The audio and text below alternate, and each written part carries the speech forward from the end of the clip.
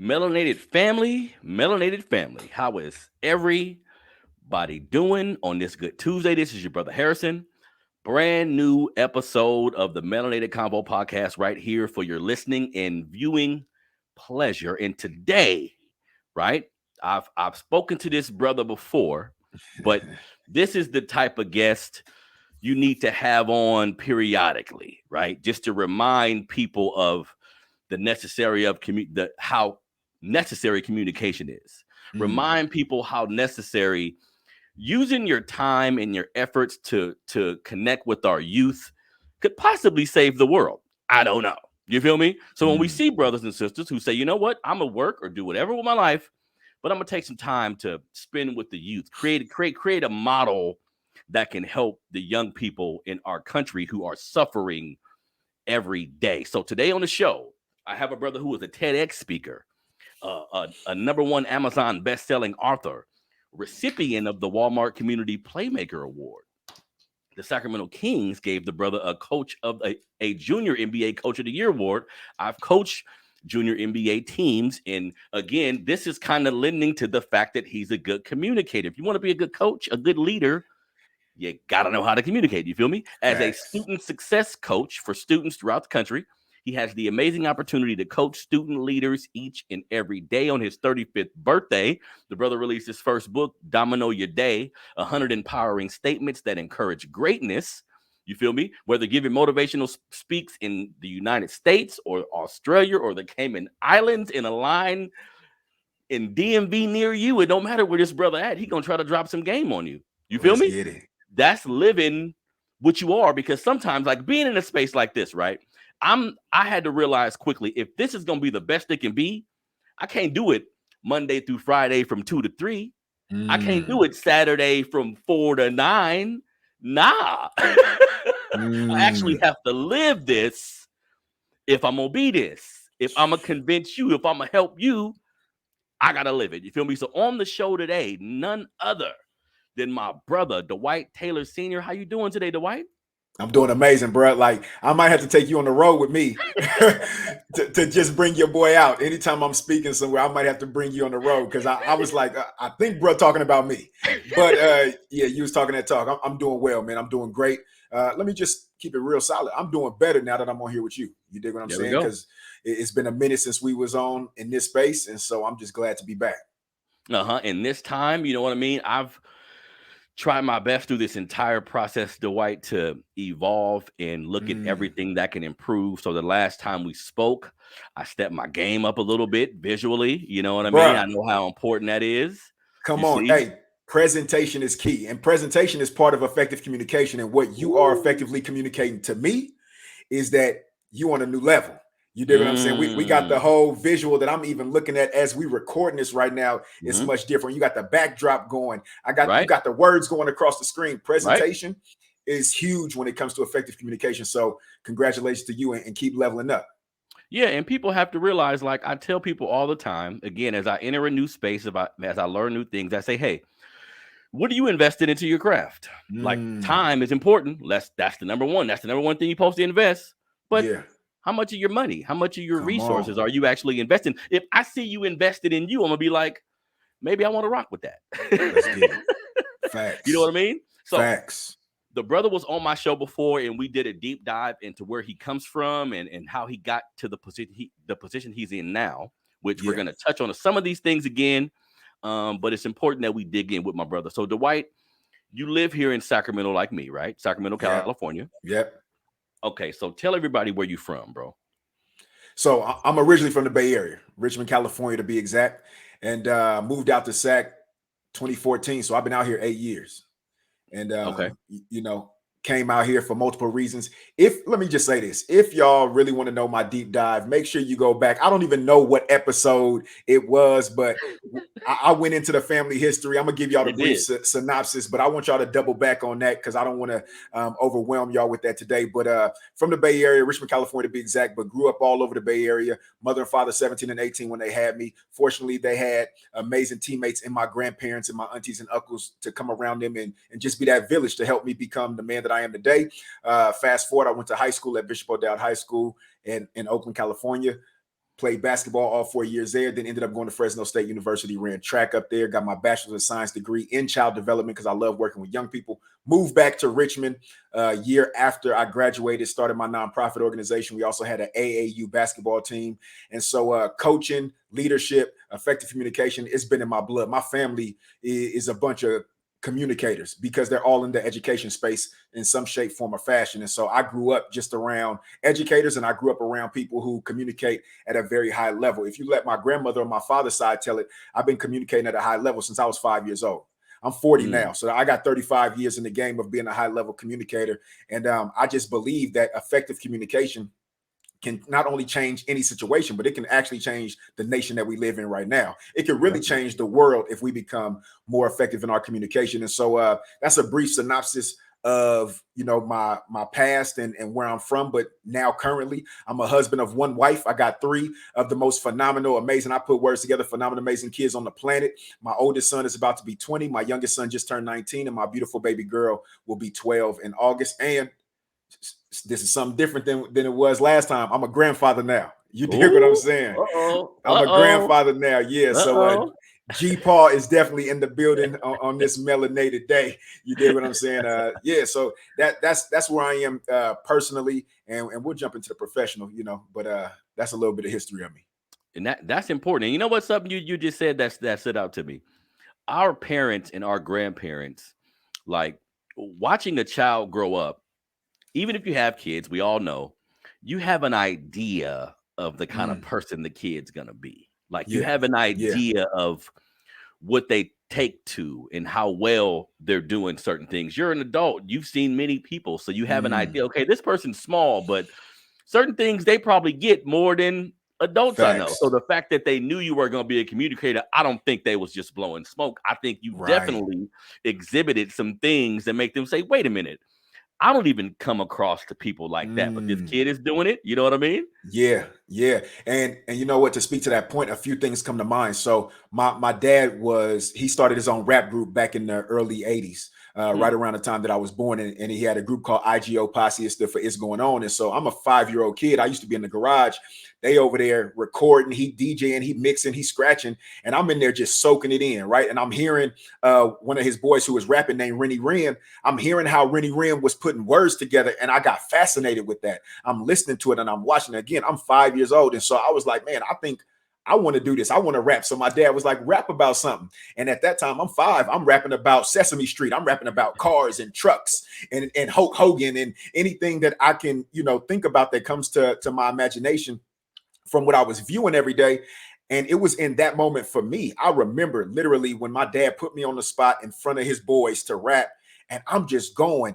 And he said it, but I felt it, right? He said, oh man, you can do this. But I felt it at 5 years old that, oh, I not only can I do this, but I enjoy this. And so from a young age, man, I've been able to communicate in the space of speaking. But I want to let people know right now, when I say communication, I'm not just talking about speaking. I'm talking about listening.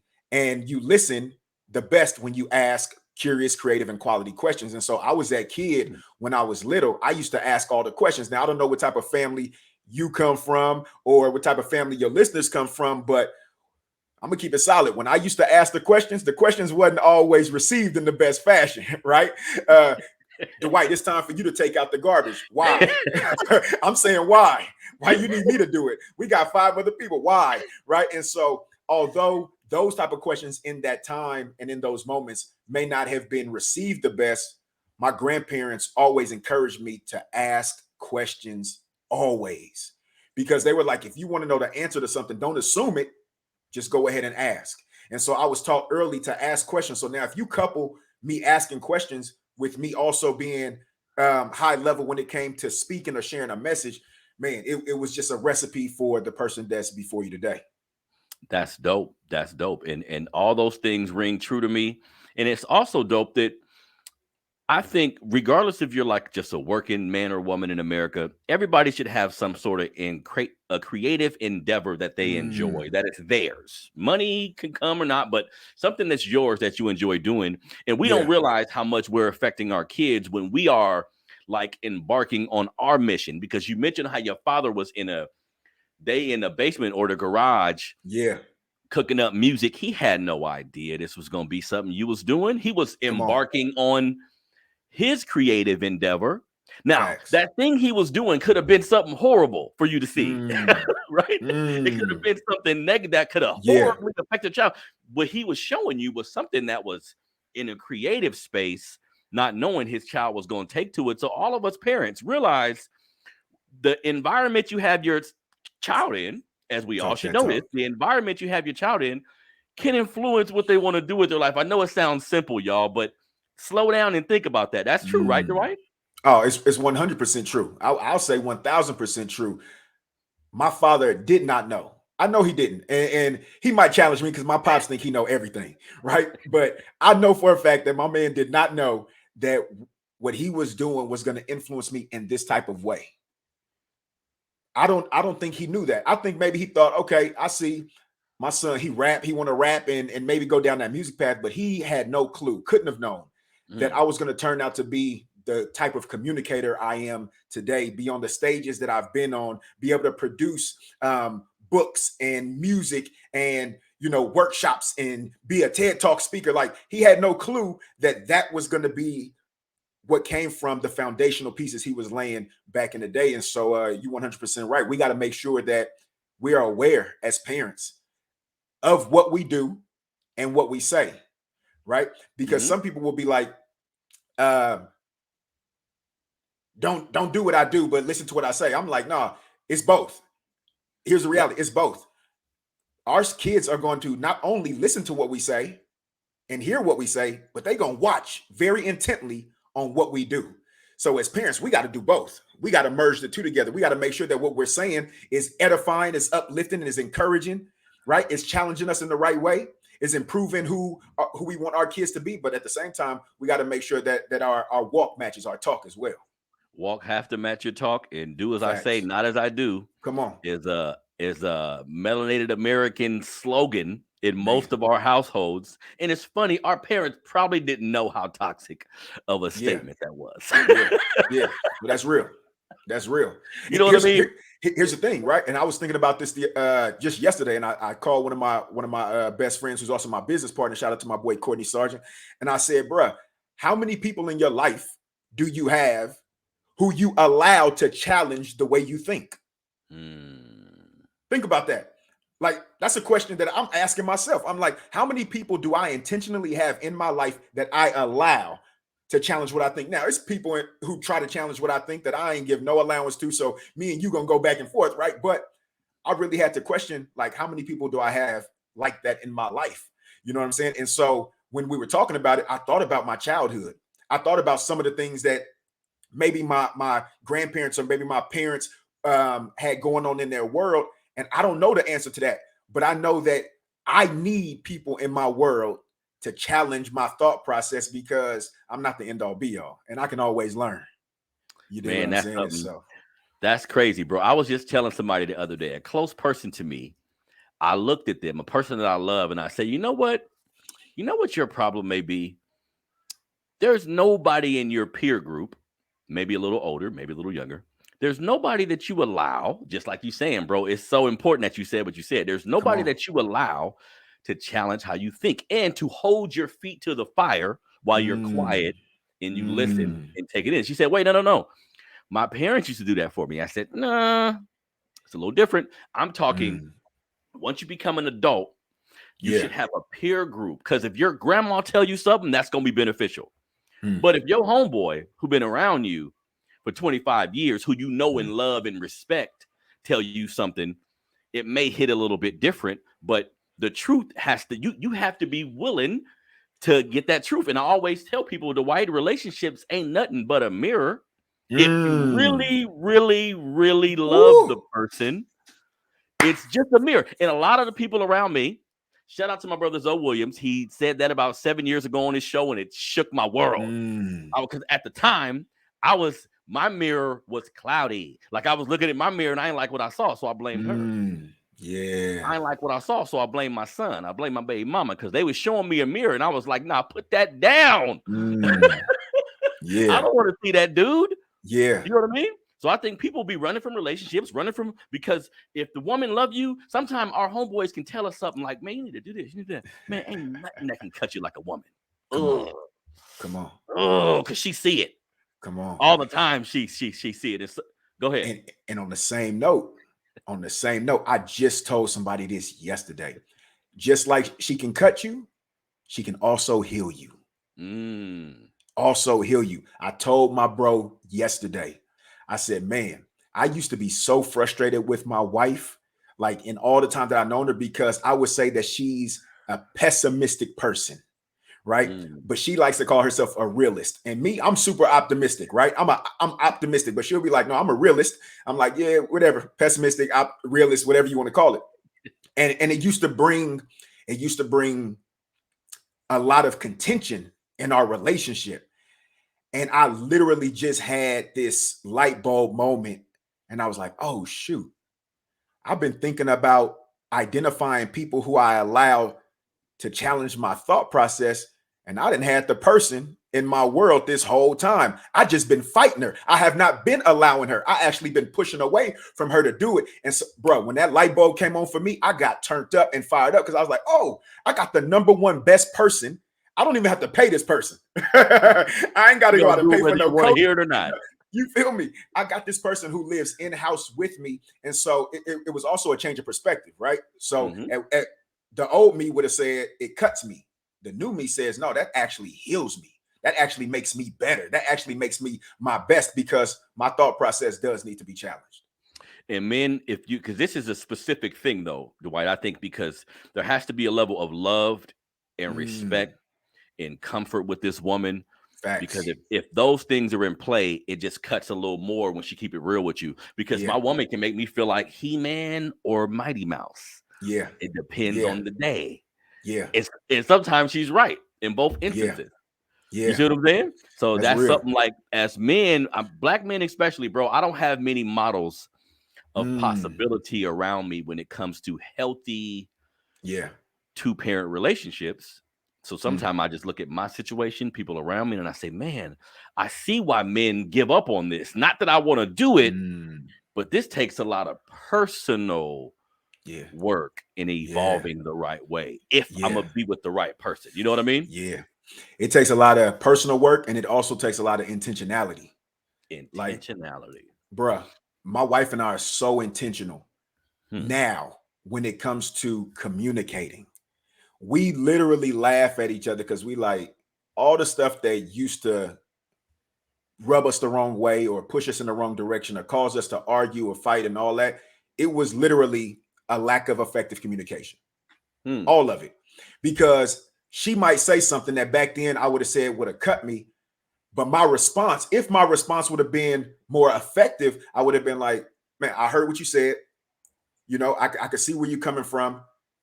That actually makes me feel a certain way, though, when you say it. Now we can talk about how I feel when she says something. I'm not getting defensive and going, you always doing that. You always talking that. That's why I ain't even trying to be. But that used to be the old me. But if I learn how to communicate effectively and share how I feel and not put the blame on her, right? We as men sometimes make too many like you statements. You did this to me. You made me. We got to start really taking it into ourselves. One, seeing if we're at fault or where we're at fault. But even if we're not, let's share with people how we feel. And a lot of men don't like to share how they feel, especially when it comes to talking with women. But I'm also seeing it with men as well. And so effective communication, bro, has literally changed our relationship. You know what I mean? I've told you before, the people who rocked with us last time, they know we got married in 2008, got separated in 2013, got divorced in 2014, and got remarried in 2016. You dig what I'm saying? And now we on round 2, year 6. And so we've been through it. And we can see that effective communication and empathy are the things that brought us back together and now make us even stronger. So communication is necessary, bro. You know what? And actually, one thing I would say about that I didn't say to you last time, Dwight, congratulations for fighting for your family, brother. Appreciate that. Congratulations for fighting for, because, man, the easy way out in America is almost the best way, man. Like most people just find it easy because you had to, I know, going back to your woman, figured it out. You ain't even got to tell me. I know you had to work on yourself. You had to say, wait a minute. what did I do to put this woman in a state of mind where she viewed me like this? Did I do it? And when you find out you did it, it hurt. Yeah. Damn, Yeah. I ain't all I thought I ain't all I, but that's the process. You see what I'm Right. saying? So Right. I salute you for that because you, like we were saying, you watched at 5 him make beats and bust rhymes in a booth. Your son's just watching you. Facts. See? Facts, bro. Facts. And that's one of the things that I share with anyone that I'm working with, anyone that I'm coaching, especially young people, though, is the majority of the things that we go through, I like to say grow through, are less about us and less for us. It's more for those who are coming after us. And so making sure that my sons specifically got to see me grow through this process and me really do the thing that I tell them, which is accept personal responsibility. Stop making excuses. Stop doing the blame game. Like, accept personal responsibility for every single one of your actions, all of your words, and then go from there. So them being able to see me grow through this process. And then my daughter, right? My daughter being able to see me ask my wife to forgive me. My daughter being able to see me, be very humble and learn and grow and not be the superhero that I wanted my daughter to see me, but understand that, baby girl, I'm really just a guide. I'm a flawed man. I'm imperfect. I wanted you to see this Mr. Perfection, but Mr. Perfection got me separated and divorced from your mother because I was trying to be something for everybody else and wasn't being the right thing for her. And so now I'm about to show you this second time around. I'm about to show you a human being that's not focused on perfection, but I'm focused on progression. I'm just trying to be a better version of me every moment, second, minute, hour of every single day that I'm alive, bro. You know what I mean? Because I forgot who I heard say this. Maybe T.I., maybe, because prominent like quotes stick out in my head.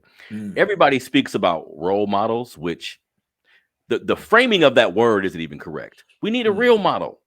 I don't need you playing a role of what I want to see. That's actually gonna do more worse than good. I need to see you make mistakes. Come on. I need to see you do things incorrectly, and how do you handle it after you do it incorrectly. I'm like, oh, that's that dude, right? Will Smith. I'm not gonna talk much about this. It's been beaten to the ground. My brother, a part of my brother, because that's still my brother. All this bad talk about this man, I love that man. He's done great things before the slap and after the slap. I mean, that's none of my business. He had a moment, right? But he, I think, suffered from role model role model status. Everything perfect. Everything you see from me is flawless. Don't do that. Don't do that, because when America Now, we see a little crack in that, we're going to attack it. When in actuality, people just be doing what they think they supposed to do, and sometimes you better do what you feel. You know what I mean? And you said something real, pun intended. And I mean, and I don't know how many of your listeners remember or know. So I got my Real Manhood 101. That's where I work with the young boys, right? Juvenile hall, schools, all over the country, but specifically we do a lot of stuff out here in Northern California. And you saying real model, that's something that we really tap into. And the real and Real Manhood, and the real and real model stands for reject passivity. That means stop being passive. Start being intentional about what you're doing and make best decisions. The E is expect the greater reward, right? There's a greater reward for the work and the time that we're putting into something of value. The A is accept responsibility. I already talked about that. And the L is lead courageously. And I tell my young men, like I tell the men that I work with, even if you don't think that you're leading anybody else, the most important person you can lead every single day is yourself.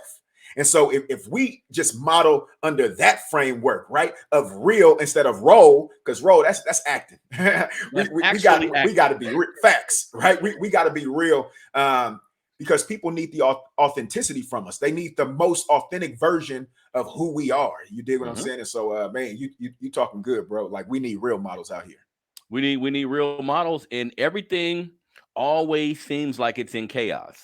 Like, if you pay attention to the world, depending on your perspective, being Black, I'm not going to act like that doesn't factor into a lot of the feelings I have towards things.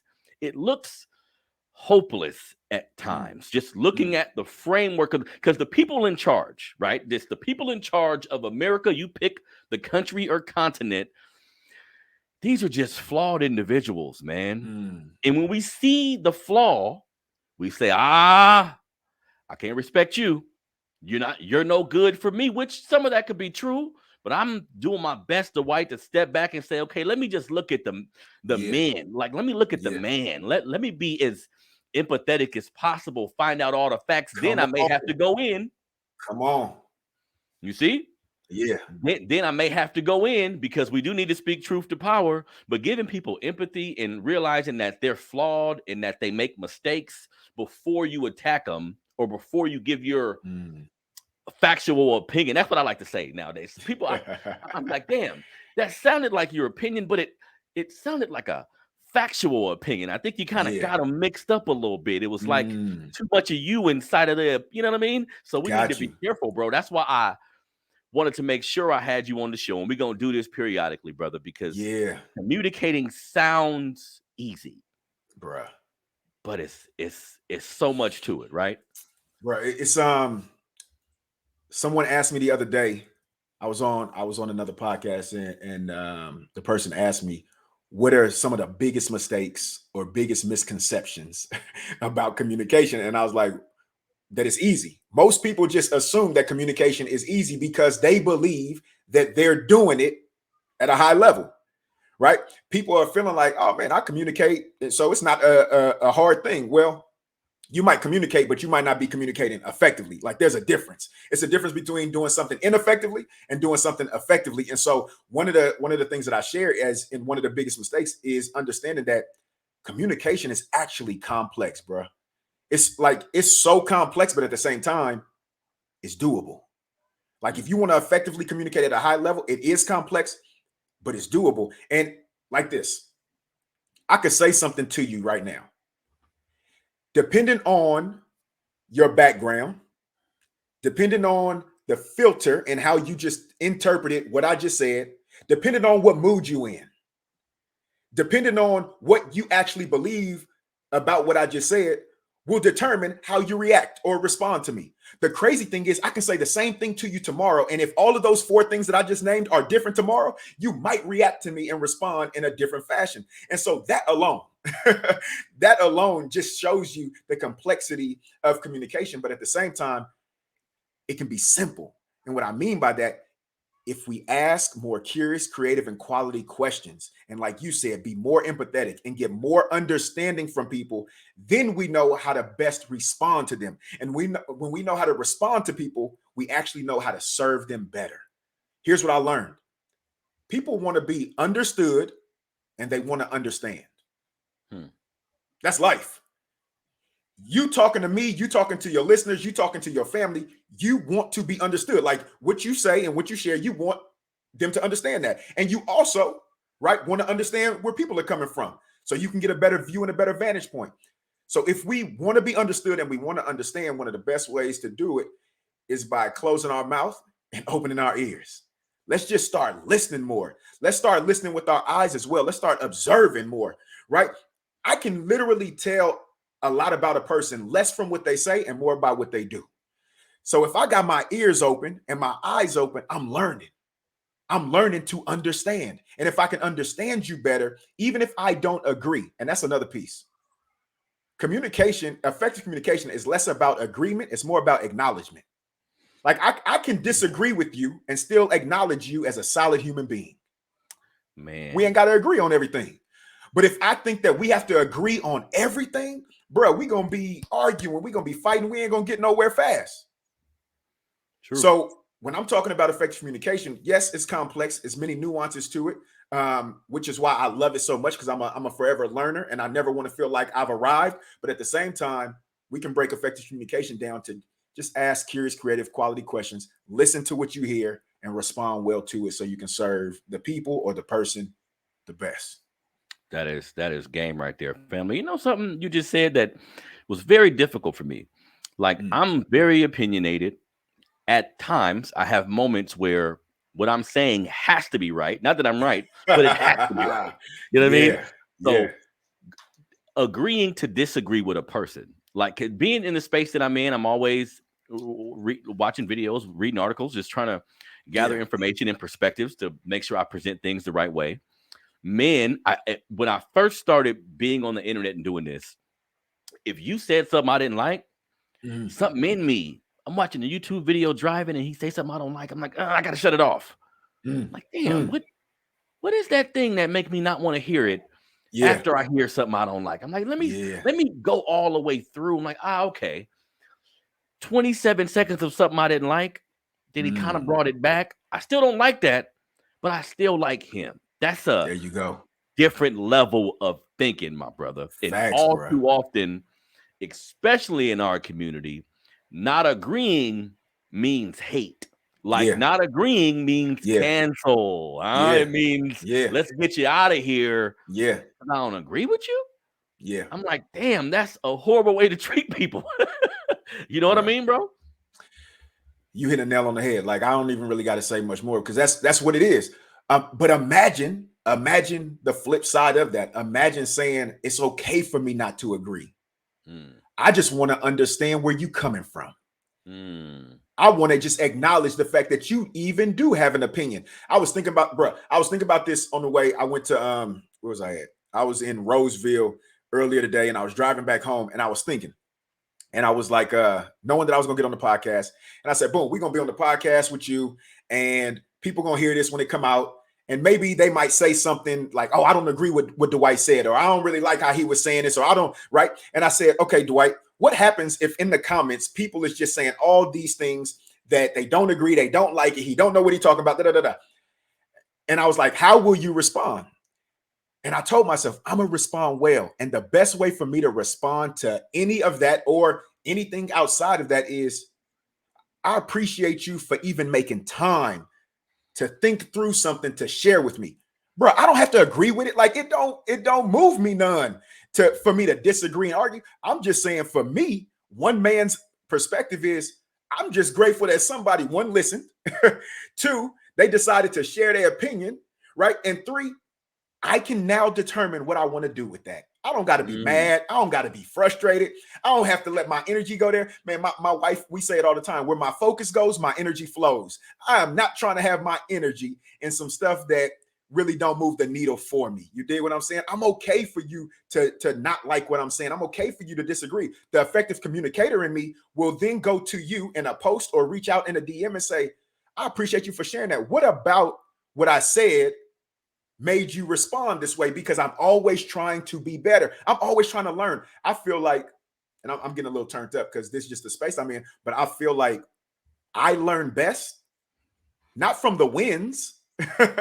I learn best when I don't hit the mark, or when somebody has something that goes opposite of what I might be thinking, because that's how I learn best. And so I actually bring, accept those things, or want people to have a different thought process, because I'm a forever learner. You dig what I'm saying? And then I've got no energy to be putting into the other stuff, And again, that's just me. Hey, but you know something weird? People don't realize, because I'm happy. I am on the internet doing this. I'm 40. I'm about to be 42 next month. I'm happy I started this in my mid-30s, because they be coming at me, the white. They be hitting me, your race, baby, your racist yourself. Your mama shouldn't be. That's how they hit me, right? Yeah. I'm happy I'm older, because I'm like, I'm not gonna put no energy to it. Facts. But what you just said was remarkable. What if somebody hits you like this, just venom, and you say, like what you said, think about how you change the energy when you hit them with A. Thank you for even acknowledging me and listening. What about what I said? Now they either gonna get serious and have a conversation, come on, or they're gonna like apologize, like, man, no, I was tripping. I didn't realize what you was. You know what I mean? So you can take people off of that negative energy they be on just by flipping it on them, because I'm not gonna let you control me. You know what I mean? Because that's what happens when you control my energy. When I get mad at somebody, be like, damn, I'm driving hella fast. I'm cussing more. They kind of controlling me a little bit. You know what I mean? I'm gonna keep it so solid. I'm gonna speak for myself. It ain't even kind of for me. It's they controlling me. When somebody else, you know what I'm saying? When somebody else who not physically got their hands on me can cause me to do something that I don't want to do, it's a problem for me, bro. Like, I really got to check myself. Like, man, Dwight, but here's what it is. I have to start with my self-talk. Like, what is it in me that I need to work on, that I need to think through, that's causing me to react like this? Two of my favorite words are respond well. My grandfather told me a long time ago, he said, grandson, there's a lot of things in this world that you cannot control. Like, you can't control everything that happens to you, but you can always control how you respond to what happens to you. So don't ever give up that control and that power. And so I'm always checking myself, like, what's going on in me that's causing me to want to react to someone where I just want to know more information. Tell me more. Like, tell me more. Let me know your thought process. Because here's the reality. I want to know how people think, but also I want to know how people think about what they think. Like, talk to me more about it. I actually like more conversations with people that don't think like me than I do with people who think like me. Yes. You definitely feel me? Like that for me, that's exciting for me. And that's how you learn too. If you sit in the room with 12 people and all of you guys agree on everything, you may have a great conversation, but I'm not sure how much progress may be made, or rather more progress can be made if everybody's expressing how they feel. Now, if everybody truly agrees with everything being said, cool. Yeah. But typically there's some moments in there where you may not think that's the right thing to do or say, and you have to be able to say that to make the conversation get to where it need to be, just so everybody can be on like an even playing field mentally, right? So something else I want to touch on with you, brother, because we got off on a tangent, but that's some good conversation we just had right there. I ain't even got into none of my questions yet. So tell everybody, what is a student success coach? Definitely, real easy. Someone who coaches students to their best success.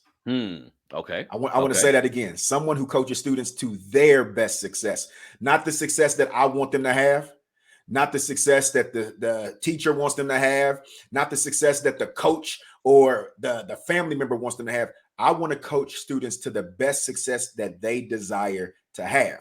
Now, that takes a lot of asking questions so that I can find out what does success mean to them. And once I start finding out what their definition of success is, then I can start helping them and guide them in that path. Or I can ask more quality questions to get them to go deeper on that, to see if that definition is even still beneficial for their growth. So as a student success coach, I'm doing the same thing I've been telling you and your listeners. I'm asking questions, a million questions. Like, I believe that I'm the greatest question asker in the world. I think you've given me a run for my money, though. You know what I'm saying? Because you asking quality questions, bro. But yeah, that's what a student success coach is. Somebody who coaches students to their best success. Yes, and it sounds simple, but I know it's difficult. I definitely know it's necessary. We think some parents, not all, but because I know how difficult it is to be a parent, go to work, have a limited amount of hours to get in certain type of pertinent information. I understand how this can be, but sometimes we get in the habit of just sending our kids to school. My youngest son, he's 14, on last child I have in school, praise God. I'm by myself certain days because I know he's smart and I talk to him and we be on the same page. I'll just let him go to school a couple of days. Don't say nothing to him. I'm like, can't do that. We have to be engaged. And I the question asking is something that I have had difficulties with because I don't ask open-ended questions sometimes. And I know this being in sales. I'm like, wait a minute, I can actually use this on my family. I want them to talk. So because I want them to talk, I can't say, how was school? That's a nice question I asked, but it's kind of limited. They're not going to give much information. You got to ask something a little deeper to get more information. So I know your job is hard, bro. So like, you're asking kids questions. You are putting them in a more of a vulnerable position to have a good conversation with you. What's the response of a child because you're not their parent, you're a guy coming on campus that's trying to help out. Do you get much resistance, or are most kids like, you know what, I can do this?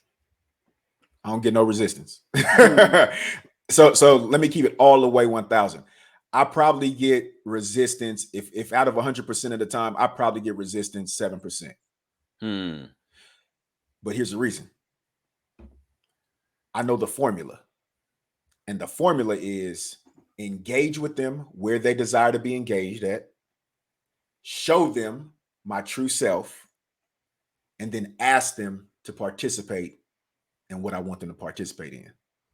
So even them participating in the question asking is me first asking, how you feel about, having a conversation with me where I can ask you some questions so I can help you be your best self. I'm asking that question first because there's no point in me continuing to ask questions if they haven't even given me permission or allowed me to move forward. Most people don't even ask that question. They just go in and start asking the questions and what you do today and why you do this. And you ain't got no allowance yet. You know what I mean? Nobody allowed you to even be in that space. And so I want our young people to feel super safe and comfortable with me. And so I just take them through that process, right? I meet them right where they are. If they talking about the metaverse, or they talking about Roblox, or they talking about what them and the homies was doing, I want to meet them right where they are. Right. Then I want to bring my authentic self to them. Like, I share stories with them before I even ask them to open their mouth. I share stories that I know would be relevant to where they are. So if I'm working with an 11th or 12th grader, I'm going to share stories from when I was in 11th or 12th grade. If I'm working with a 5th grader, I'm going to go back to when I was 10 and I had Suzanne Smith as my teacher, right? If I'm talking to a first year college, then I'm talking about my recklessness at Fresno State. Now I'm bringing the defenses down. I'm bringing the barriers down. Why? Because I'm being transparent. I'm showing you all my cards before I even ask you to open up. And then after I do that, now I'm asking for your permission to move the conversation forward. It takes time, but I promise you, it's worth it. Damn, that's not even a concept I fathomed in my mind before. You ask him to talk. Facts. Damn. It sounds simple, but because you could just jump down, hey, my name is Dwight. This is what we're gonna do today. Yeah. But nah, is it cool? Right. For me to even engage with you on your personal, damn, that's big, Dwight. Yeah, bro. I'm telling you, and this is not, I would like to say I've been doing this forever, but it's been something just learned, right? And I thought the other way was the way. I was like, oh no, I know kids. I get kids. I get them. But like I said, 7%, them 7% really hit me. And I was like, wait, what just happened? Because this is not what I'm used to. And I didn't ask for that permission. And again, it's all about asking. It's not assuming that a kid just want to open up. It's not assuming that a kid just want to talk. Most of these kids I'm meeting for the first time. You dig what I'm saying? And so I gotta put some skin in the game. You got to know about me. I got to meet you on your level. And then I need to get your permission. And there are times where they might not give me their permission in that moment, which is cool. I'm going to still be consistent, keep showing up, keep giving me, and then with the hopes of them opening up. And when they open up, it's like a person who's sitting in a barber chair. They tell all their business. Definitely. Now, so, interesting. So if you're dealing with a child and you see they're struggling, they're open to your conversation and they're telling you things that are important to them.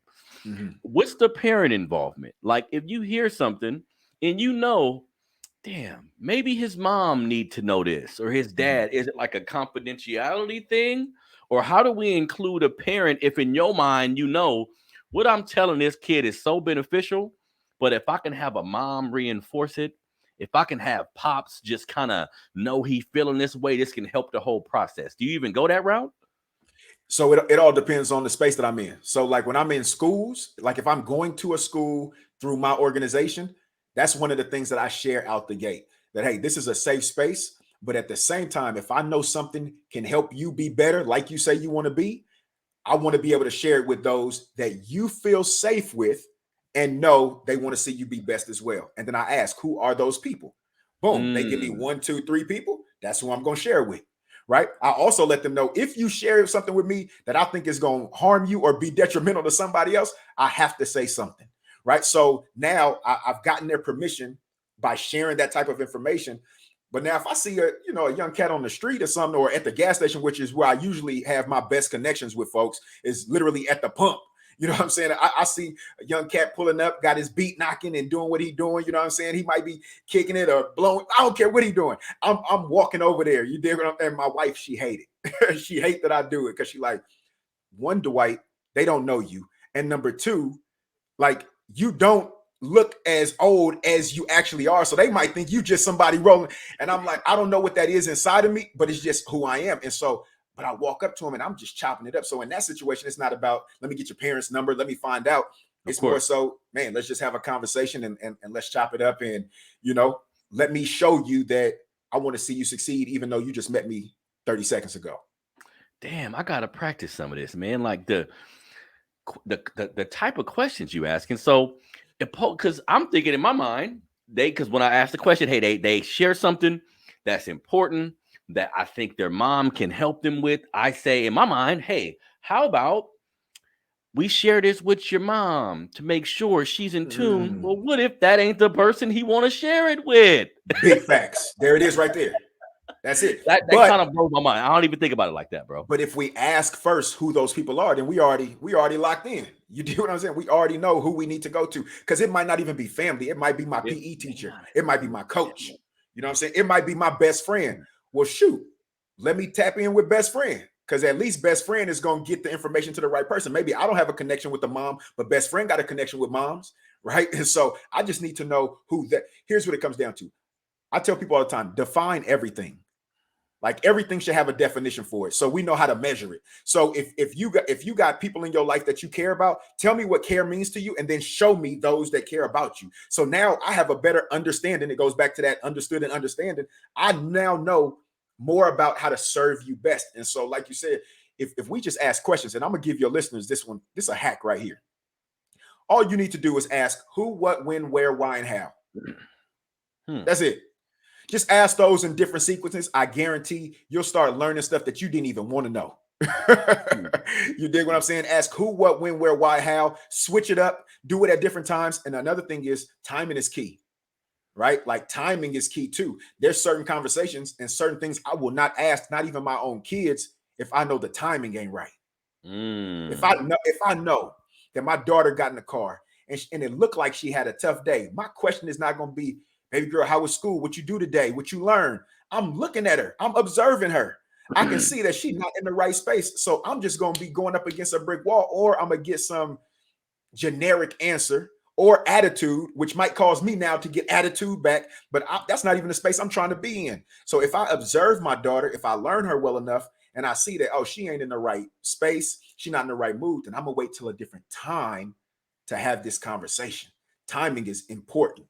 Like timing, tone, everything, body language, facial expression, energy, all that stuff is important when it comes to communicating effectively. It's funny. This is everybody listening. A part of me doing this, just real quick, being an introverted person growing up, I didn't speak much to people. I had a horrible stuttering problem. So I was funny and witty, but I couldn't get a word out edgewise. It affected my confidence. It affected who I was.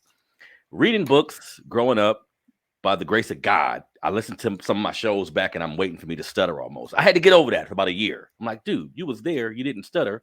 Why are you so nervous? You know what I mean? But these conversations I have with all these people, this is maybe 70-something interviews. Dwight, bro, this platform I created, I will get paid off it. It will feed my kids and my grandkids. You better believe it. But you know the thing about it?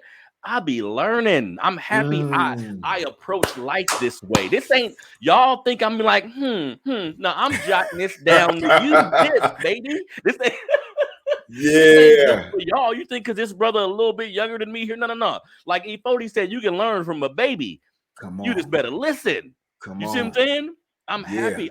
I enjoy listening and learning from people. And this is amazing. Now, something else you just said that kind of hit me like a light bulb, like you said earlier. You respect these kids. You know something I learned about talking to young people? The authority, the authoritative tone, the I know it, you don't mantra. Sometimes back up. This is a young person, not many responsibilities yet, probably, but a lot of responsibilities. You see? Not like ours. A lot of responsibilities, a lot coming their way. Sometimes parents, black parents, I've seen, this is the only community I've been in. Sometimes we're a little bit too do this, do that, stop it, come on. Right. When in actuality, sometimes your kid has to have a voice. My woman, she helped me with this because her parents gave her a voice. And I didn't even know what that meant when she told me this like 15 years ago. I'm like, that's my son. He needed to shut up and do what I say. She said, no. He was trying to talk and you cut him off. Come on. I'm like, so this my years later. I'm like, he was trying to talk and I cut him off. Damn. Now he don't want to talk about that with me no more. Come on. You see Hopefully somebody heard that. Like, we might need to end right there. Hopefully somebody heard that, because, bruh, I got two boys. You dig what I'm saying? And I've been there. Even with me teaching, here's the crazy thing. Even with me teaching effective communication, the hardest people for me to follow through on is with my own kids. Right? And here's the crazy thing. I love my boys, man. Shout out to Dwight Jr. That boy, I'm a high level communicator. I tell him, I said, bro, you 3.0 me, because he's been had me, right? But he'll be like, Dad, like, you talk about effective communicating, but you over here cutting me off. He used my own stuff on me. You did. And sometimes I respond well and sometimes I don't. I'm gonna keep it solid. But exactly what you just said is that here's what happens. Here's what I've seen happen, because I coach families as well, to help them just be better with be more effective with their kids. Is that you said that you didn't even know what having a voice meant, right? And so maybe you would cut your son off. The reality is, we do that enough, that will be who they will become when it's time to speak up. And then we get frustrated. We're like, why you ain't speaking up for yourself? I ain't never been taught to. I've always been taught to shut up and not say nothing. So why you expecting something out of me that you ain't never allowed me to practice? Bruh, I got sons. They didn't came to me like, you expecting me to say something to my coach because I'm like, yeah, what you, like, I ain't never been taught how, Dad, you'll never give me a chance. And I'm like, oh, shoot. That goes back to accepting responsibility. Oh, man, okay. I didn't give y'all a chance. I wasn't helping you grow. I was more interested in what I had to say at the time and how I felt, and thinking that I'm the parent and I'm the end all be all, where I'm supposed to be raising y'all to be the most effective human beings y'all can be. And that's by being able to articulate your ideas, your thoughts, your feelings, your desires, your fears, your hangups, all those things, so that when you step outside of these walls that are safe and you get into this unsafe space, you feel confident about you articulating and sharing what you feel. So they really helped me have a real mindset switch on that, bro. And so it's leveled up me as a father, but it's leveled up them as communicators and then just people.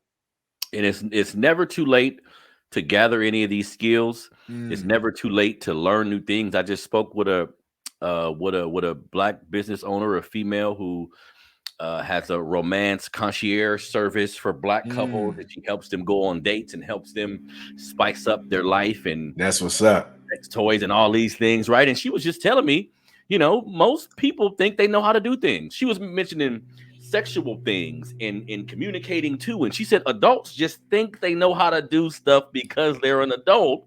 And not really. If nobody ever taught you, if you never did your own due diligence to learn these things, you could be operating on a pretty low level. I don't care how much money you make. I don't care who your woman is, who your man is, what kind of car you drive. All of these things is superficial and just byproducts of our environment. You may be horrible at some really simple things. You know what I mean? Yeah. And that goes with exactly what we're talking about, bro. People believe that they are high level communicators because they've been communicating for a long time. Time don't make you high level at nothing. If you've been doing the wrong thing consistently, that just means you've been doing the wrong thing consistently. That don't mean that you're great at it. You know what I'm saying? Like that don't make no sense. And so I'm saying, if there's a better way to do something, let's tap into that better way. And so I'm just grateful, bro, that one, I had a family full of high level communicators, and then two, that people see value like yourself in what I do. You know what I mean? I get brought into corporate engagements to coach teams on how to build a great culture. And I tell them, healthy culture don't start with nothing but effective communication. If you don't know how to effectively communicate with your team, you're going to have a terrible culture. Principals bring me in, families bring me in. But here's the thing that I want to leave with your listeners today is, and we can keep going, but I want to make sure I say this. Most of what we've been talking about today is interpersonal communication with other people, communication with others. The biggest piece that we don't talk about is intrapersonal communication. That's the self-talk and the talk that we have for ourselves. We talk about interpersonal. How am I communicating with this person? Is it healthy or unhealthy? But what about the talk with yourself? Is the talk that you have with yourself, is that healthy? Is that unhealthy? What you saying to yourself every day? Are you saying I'm great? Are you saying I'm amazing? Are you saying I'm a great husband? I'm a great father. I'm a great son. I'm a great nephew. I'm a great uncle. Are you saying that to yourself? Or are you saying anything and everything that everybody else is saying to you? Like, what does your self-talk sound like? What's your intrapersonal communication? Because here's the reality. Our interpersonal communication with others stems from and comes from what we say to ourselves. I ain't gonna have no hate. I'm not going to be jealous. I'm not going to be envious of you if I'm already confident with who I am. If I'm already talking myself up to greatness, if I'm talking myself into confidence, if I'm saying the great things about me, my intrapersonal communication is then going to come out externally in my interpersonal communication. So I want to encourage everybody out there, get your self-talk right first. Self-talk is the most important talk, because I could tell you that you're great, but if you don't tell yourself you're great, what I'm saying is just words. It's so funny you say that, bro. Over the past few years, I've been getting much better at that, and it just hit me like it. I've heard people say, and this is I've been a pretty confident individual most of my life, so I've been really well at telling myself what I need to do, and it really feels me. It's like energy almost that I'm creating. You know what I mean? But I've heard people say, you know what, that's too hard for me. I'd be like, oh, don't say that. I'm not gonna pass that test. I can't do that. I'll be like, you just don't realize what you just did, because sometimes people lie to others, which they shouldn't do, and they can get better at trying not to do that. But if you lie to yourself, we got a whole nother set of circumstances we got to deal with. You know what I mean? Yeah. And that's why intrapersonal communication is something that I'm really pushing. And that stems from self-awareness. Here's what I believe. The person who knows themselves the quickest wins the fastest. The person who knows themselves the quickest wins the fastest. If I know me, and I can know me as best as I can know me, and the sooner I know me, the more opportunity I have to make best decisions for my tomorrow me and my next week me. Man, that is so deep, Dwight. I always talk about that because a lot of what I talk about at times has to do with young Black fathers and having babies at a particular time in your life. All of these things are dear to me because I started up really early, and a large part of this platform was okay. At 23 years old, Harrison, you have 4 kids, 2 different women. You're not in a relationship with either one of these women. You lie to these women. You deceive these women. You're there for your kids, but the relationships in the environment is extremely toxic and tumultuous. How did it get that way? So I say, okay, boom. Or how did it get that way? And how did you start easing away from that? I'm like, boom. I learned history. I started digging into who I am. So I'm telling young men all the time, bro, who are you? Before we start these families, do you know who you are? Have you traveled the world at all? How do you know that's the kind of woman you want? How much time have you spent chasing your dreams opposed to chasing sexual gratification? Like, what kind of man are you becoming? And this is a difficult topic because something else I want to touch on with you just really quickly before we go. And everybody, please do me a favor. Dwight, did that online course come out today? The online course is out, bro. It's called Hacking Your Relationships Like a Pro, How to Build Bridges Instead of Barriers in All Your Relationships. Exactly what we're talking about now. And you can get that. I'm going to plug it real quick. You can get that at DwightEducates.thinkific, ThinkIfic.com. DwightEducates.thinkific.com. A phenomenal, amazing course. And if you get any value out of this conversation with me and my guy, then I believe you're going to get extra value with this course. Don't worry, Dwight. I'm going to make sure they know about it. I'm going to post a link to the course between now and the interview come out. We're going to do a whole bunch of promo. All this is necessary. I see the things in my community that I don't like, and I always tell myself, okay, look, what can I do about it? I could be good at different things. This is something I happen to be good at. So I'm going to use this platform to help because look, past 2-3 weeks, past month, a lot of violence in our city of Sacramento.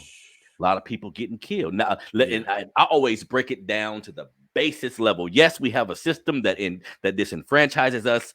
We need to talk to them and make sure they're aware of their participation. And hey, you need to help us. But let's remove them for a minute because they ain't helped out to a point where this has stopped so far. Let's just look at each other. What we doing, parents? Young Black man, 23 years old, AR-15. He shoot it. If any of us have had a weapon to protect our family, if you ever went to the gun range, shooting a pistol is an extremely violent act. It's violent. So what would make a 23-year-old human shoot a gun of that magnitude at another person his age? What the hell is going on? And we're not supposed to look at our parenting? We're not supposed to act like we don't see 6-year-old boys with no shoes on, hair nappy, cussing everybody. They calling him Lil Man. He the man in the hood. Is he dirty, no structure, nobody love him. What do you think he ends up becoming? Melanated family? Because I'm gonna talk about police brutality and how they treat us. I'm in that. That's my come on now. But How do we treat each other every day? In Yeah, bro. communicating, Dwight is doing the same thing I'm doing. It's just in a different way, different platform, different microphone, Bruh, kind of. You feel me? Dwight, bruh. we have to figure out a way to reach everybody. You feel me? Yeah, big facts. And yeah, you just took me somewhere, bruh. I didn't know that that's where we was gonna go on the podcast. But and I mean, took me somewhere because I feel deeply about things. And I used to hide from that because feelings wasn't something that was seen as power. You did what I'm Mm-hmm. saying? And so, but as I've gotten older and matured, I love the fact that I just feel very deeply. Like my wife sees me laying in the bed and I'm on the Instagram or on the news and I see everything that you're talking about. And she knows me so well. I ain't said nothing to her. She's like, just breathe. Cause she knows it grieves me, bruh. Like I'm getting emotional right now. It grieves me, bruh. Like to my core. Because I know the hope. I know the greatness that's within these young brothers. And the cold part is they just don't know it. I am not going to do these acts that they out here doing. If I know I got greatness inside of me, if I know that I was made to be more than a conqueror, if I know that I have a legacy to build that will outlast me, I'm not doing those things. But the thing is, they don't know, or the message hasn't been given to them by the right person that they're willing to listen to. You dig what I'm And that's saying? Which true. is one of the reasons why I write books as well, Yep. right? Like I got books on self-talk and self-awareness to help our young people really tap in with who they are at their core. Mm-hmm. And the sooner we can do that, the sooner they can have some understanding, the sooner they can move into their path to purpose. And so, yeah, parents, let's continue to do what we need to do, not what we want to do. And Ooh. I'm saying I'm in Ooh. this with you. Let's Yep. do what we need to do and not what we want to do. And I'm not going to leave it at that. That's very high level. I'm saying identify what you believe needs to be done for your kids to be the very best version that they were created to be. Once you define that, then start helping them design it. And once they Mm. start designing it, they can start deciding on which way to go. Once they decide it, then they can start doing it. Dwight, bro, this is why, and I'm sure you feel this way too. When I see all of these injustices, when I see how these young brothers hurt each other, Mm, I'm not reactionary no more. yeah. I caught a little flack because the 6 people get killed in downtown Sacramento, 12 shot. This is a travesty. I'm so black with this. I'm like, I feel for the parents and the family members of the deceased. Mm, That was mm, that was horrible. But I also feel for the young brothers who pulled these triggers, facts. for a young brother who felt the need, Mm, who's in such a survival animalistic mode that he'll mm, pull a gun out of this magnitude and shoot it at anybody.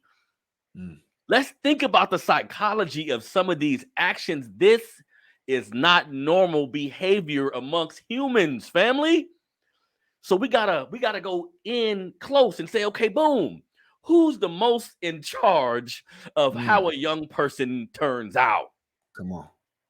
The Come mom on. and the daddy. I'm not gonna give you flack. You was on drugs. You ain't know what you was doing. You was young. You was out there in the street. I get it. I was Mm, there with you too. But what's up now? See, facts. I'm not gonna come down on you like you need to be. Yeah. I'm in this community too. I just told you my story. Yeah. My sons are young men who had a father but suffer from the fractured relationship their Mm, father created with their mother. So they had wow. to be raised in environments that bred certain mentalities. They took to it, they exude it, they Mm, show it to me. But you think I'm gonna be like, you better stop doing. Whoa, whoa, whoa, whoa, whoa. What was my participation in their uh, involvement in the other side of the law? Can come on. we need to stop allowing our kids to grow up and they become adults and we say I did the best I can. I don't know why that boy, you don't know why? Mm, mm, You don't know why he doing what he doing. Come on. We know your mom and your dad knew you at 5. mm. You don't think we know our kids? He Yeah. gonna be something if I don't get to him. Facts. He's a little too rambunctious. He's a little too physical. He's a warrior. And I'm not doing nothing to transfer the energy. Come on. You see? Come on. So what you doing is so important to me. I'm never gonna stop doing this because I come from a group of people who have so many problems that don't seem to be going nowhere. But I ask everybody, you see the police brutality, you see Trump, and you see the political pundits playing with our lives. What you gonna do personally? Or you gonna go to the polls, vote, and then go home and eat and put on the news? You kind of just didn't do nothing, my guy. What you gonna do? Go to your neighborhood, pick up garbage, talk to the youth, be a better father. Say, you know what? I don't like marching and come on. None of that. That ain't my style. I ain't that kind of revolutionary. Boom. I'm gonna just stay in the house with my kids and love on their mama in front of them and provide the best future. How about that? Come on. You talking. You talking, bro. I'm a high level communicator, bro. And the only way I can communicate is to shake my head and just say, you talking. You talking. You talking. Because this is the mission we own, Dwight. Like this is people don't realize sweat equity is a thing. Yeah. And I'm not in a position where every 2 weeks somebody pay me for this show, bro. Right. That's not how this works. Yeah. I have to grind. I have to maneuver. I have to set things in place. But in order for me to do it every day, it has to be something in me, right? Yeah. I could have did a show about sports. I could have did a show about strictly relationships, about what I see in the news and be funny. I'm hella funny, but that ain't my heart. My heart is saving the 43 million black people in this country. And however I have to do that. So, brother, I appreciate you coming on the show. You're going to come back on the show like Dwight. We got our work cut out for us, brother. Yeah, bro. Yeah. You know what I mean? First and foremost, man, one, thank you for having me on again. You dig? I don't take none of this lightly. Super grateful to be on your platform. And I just love the fact that you keeping it consistent. You keep going. Too many of us, we want the thing, but we don't want to work for the thing that we want. You dig what I'm saying? And that's for this podcast, but that's for our family. If we want to see our families change, then let's put some intentional work into it, right? People say, oh, it's hard work. No, it's heart work. It's heart work. It's not hard work. It's heart work. But you got to ask yourself, is my heart in it? And if it ain't, move aside and put somebody else whose heart is in it. So that's number one. I didn't mean to go on that tangent. Number one, thank you for having me. Number two, bruh, I'm in a space right now, just based off the last piece of what you said, that lets me know that me and you got to talk more. I'm gonna just put that out there in the public. We got to talk more because, I feel through this screen, just man, the things that we need to start talking and having more conversations around, and really start being about the change that we want to see. You dig what I'm saying? So I'm gonna do better. I'm gonna do better at reaching out to you and making sure that we talk more. One, because I got stuff I need to learn. You got sons older than my son, so I need some game and some wisdom. And at the same time, I just want to continue to build this bond and build this relationship and see where I can add value, to your listeners, but more so just to you as another black man. So definitely. And this is what it's all about, brother. These conversations give me chills. I'm an ex-athlete. There was nothing that got my blood pumping like dribbling a basketball per court. This does that for me. Like I'm in a game almost. Like I'm in a battle that my people have to be aware of. So sometimes I'm harsh. Sometimes I use profanity. All, like you said, intentionality. All intentional. I don't have to be profane. I'm extremely articulate, but I need to wake y'all. Some of y'all need a shock. Some of y'all need y'all system just You see what I'm saying? Yeah. I'll be that guy for you. I take the bullet. My family. This is something doing what I do. I tell one of my homeboys the other day, doing what I do now. Everybody who knows me know how I think about everything. There's some advantages to that. There's some disadvantages to that. But I don't care, man. I don't care. I love y'all. I love my family. And people around me sometimes don't know how to get across their point. They say, man, I like what you said. I know they say it in their mind. I probably couldn't have said it like that. So I'm like, boom. If I have to be the sacrificial lamb to a degree and get critiqued and get all that, we got some work to do. And what we gonna do with you said you got one grandkid, Dwight. I got 5 grandkids, my man. Wow.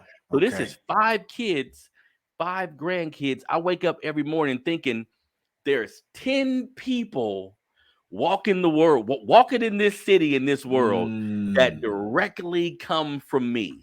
10. Wow. This is exciting at times.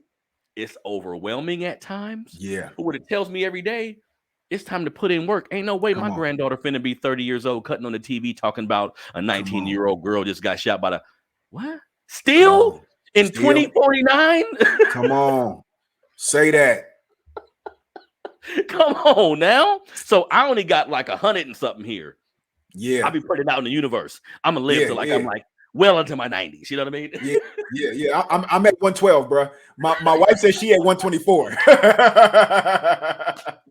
I ain't gonna front to you. I said 112, she at 124. But you got to put that out there. So the point Yeah. being, I'm not gonna be here forever while I'm on this Right. earth in this form. What am I gonna do? How am I gonna help out? How am I, you know what I mean, brother? So look, tell everybody, Dwight, do me a favor. Tell everybody where they can find you. Again, tell them how they can get that online course. Like I want people to get connected to your message, brother. All good. So the easiest way to find me is just go to my website, DwightTaylorSenior.com. That's DWIGHT TAYLORSR.com. You can also find me on Instagram at Dwight Taylor SR. Same on Twitter. And yeah, go get this course. I promise you, this is probably my best body of work thus far in any space. And I've put out a lot of projects in multiple different spaces, but I truly believe not only is this my best work, it's also my most effective, but it's even more so my most transformative.